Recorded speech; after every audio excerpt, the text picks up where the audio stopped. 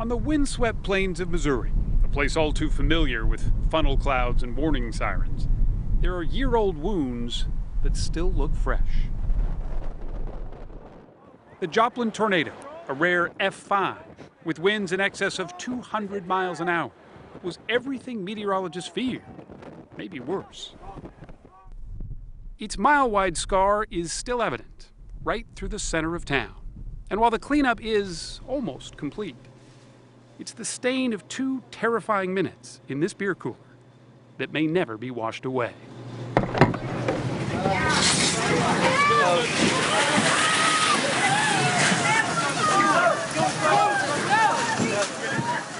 You still think about it?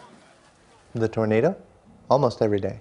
Front door used to be right over there where the wall... Reuben Carter was working at a fast strip gas station in Joplin. With a degree in psychology, running the cash register was supposed to be temporary. Thank you. A paycheck while he hunted for the job he was trained for as a mental health counselor. But that job was hard to find.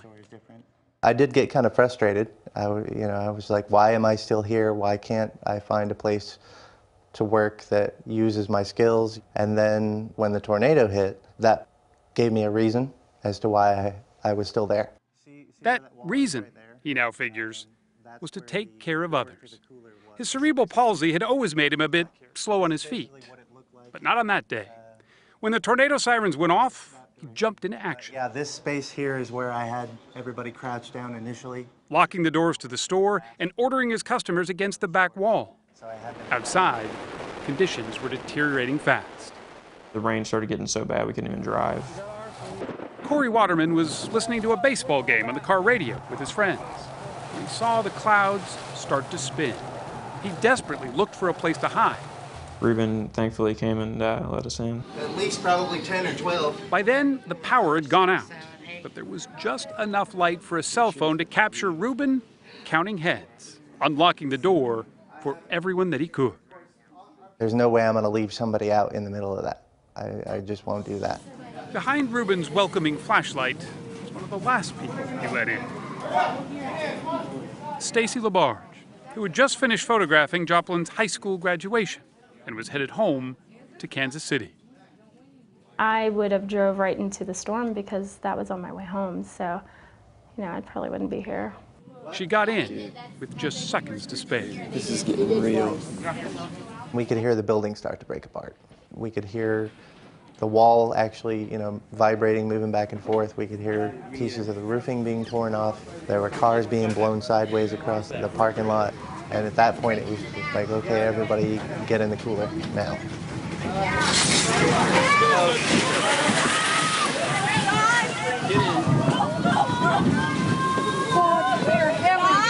We just rushed in that cooler and, I don't think we had time to think.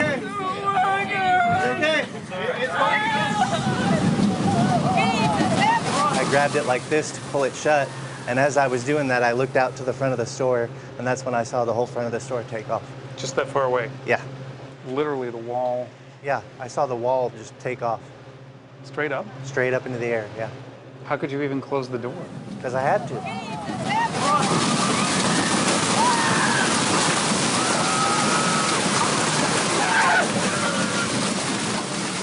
Inside, 25 souls held on for their lives. The noise was more terrifying than the wind. I love everyone, man. Yeah. Strangers drawn together like family. Okay. I love you. And in that moment, they were. Did you think you were going to make it? No. You didn't? No. I actually thought I was going to die. So did Corey and Stacy. I think I just anticipated, when's it going to happen? Let's just... Yeah. Yeah. Get it over with. Like helpless sardines in a tin can, they waited.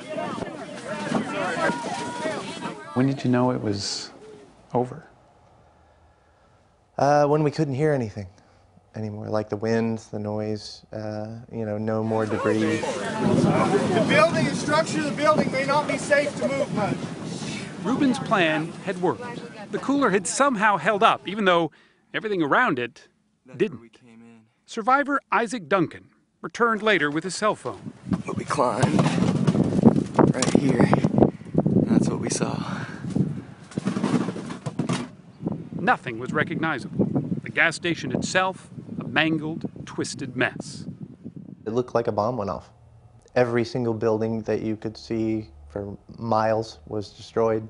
Stacy started taking pictures, first inside the cooler and then outside, where she began to wander in a daze. I walked up the street and, just kind of took pictures of things because it helped me focus, and some old guy said, "Hey, do you need a ride?" And I was like, "Yes, please." So he took me to Lowe's and that's where I stayed. Still in her camera were the pictures of that high school graduation that she had taken just hours earlier. Some of those in cap and gown never made it home that day. Do you look at your pictures from that day? Sometimes, not all the time. Is that hard, or does that help? No, it's hard. So why do you look at them? I don't know. Corey has had a hard time too.